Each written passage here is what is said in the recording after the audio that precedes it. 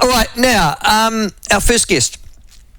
And it is to do with the COVID inquiry, in actual fact.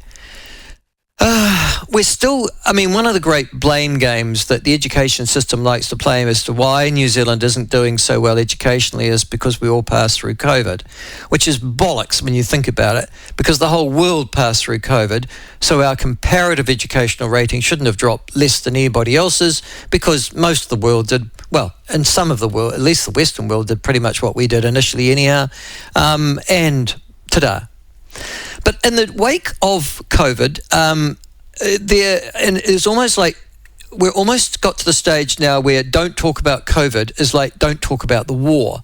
We've passed through 3 years of extraordinary policy reaction between 2020 and, it did include almost the first part of 2023 as well. And we now think, we are now slightly disquieted, I think most of us, that maybe we got it wrong when we look at all the deleterious effects of the policy and political reactions to COVID in New Zealand over the last, during that period from 2020 to 2023. As you know, at the start of 2023, the Royal Commission, the COVID-19 Royal Commission of Inquiry was established. It ran into trouble almost immediately for having relatively two specific terms of reference that seemed to exclude all the big stuff, number one. And number two, because of the composition of its panel, which seemed curiously and oddly to have a partiality about it that, we've never really understood to be part and parcel of Royal Commissions. That's not the way they work. They're meant to be expert but impartial and have no real vested interest in the outcome.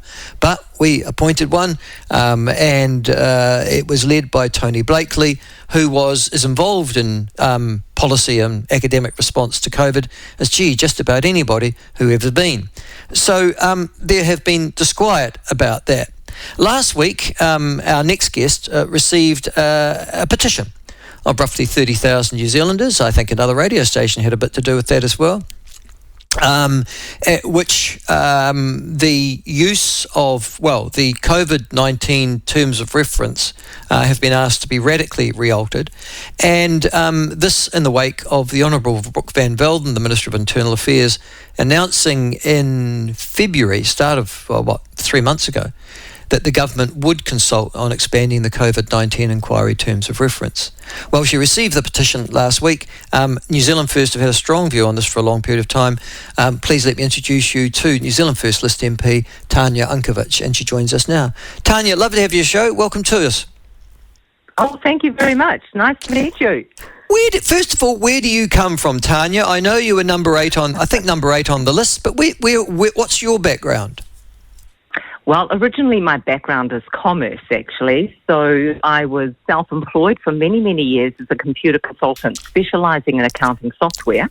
And then in my mid-30s, I trained to be a therapist.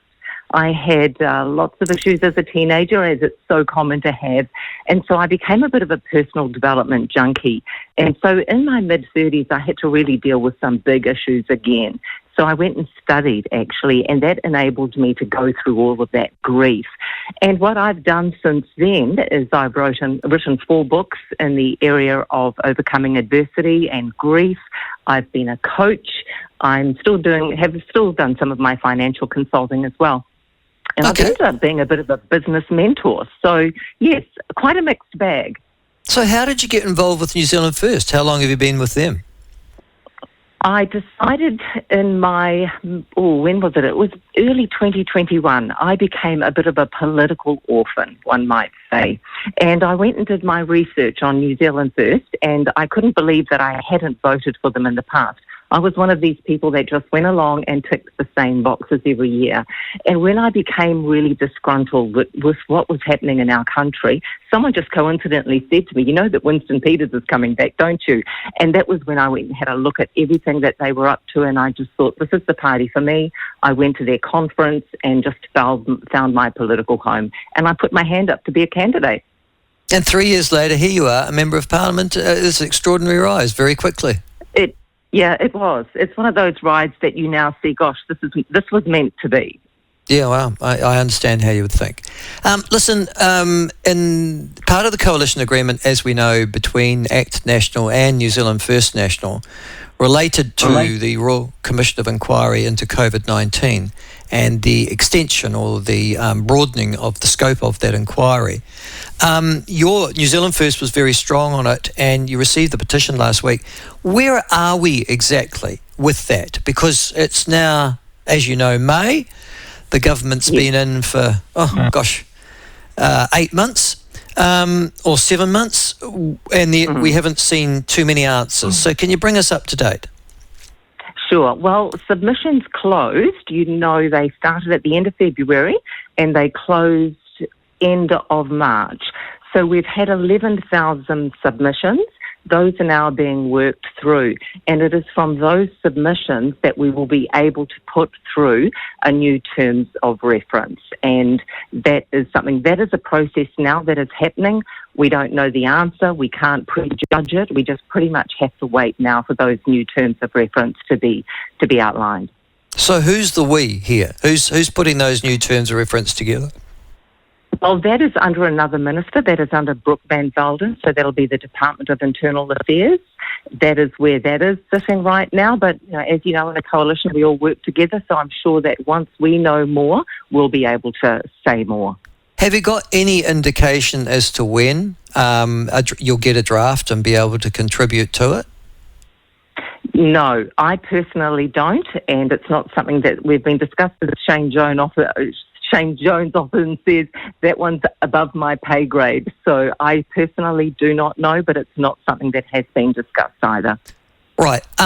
One of the issues, obviously, is I've got. You would have seen Brooke Van Velden's press release in February, I presume, in which she announces that consultation process is going to occur. And she's got a series of bullet points there, but I think let's just take the first two because I'm just interested in the direction of travel, if you like. She talks about the use of multiple lockdowns and obviously whether that was effective or ineffective.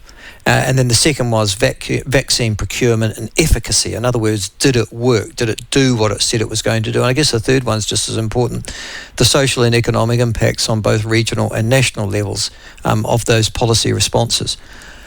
Listen, I don't think anybody could disagree with those three being something that you'd look at, and that was amazed that they were kept out of the original terms of reference. But would you expect those three, for example, to be part of a new expanded terms of reference?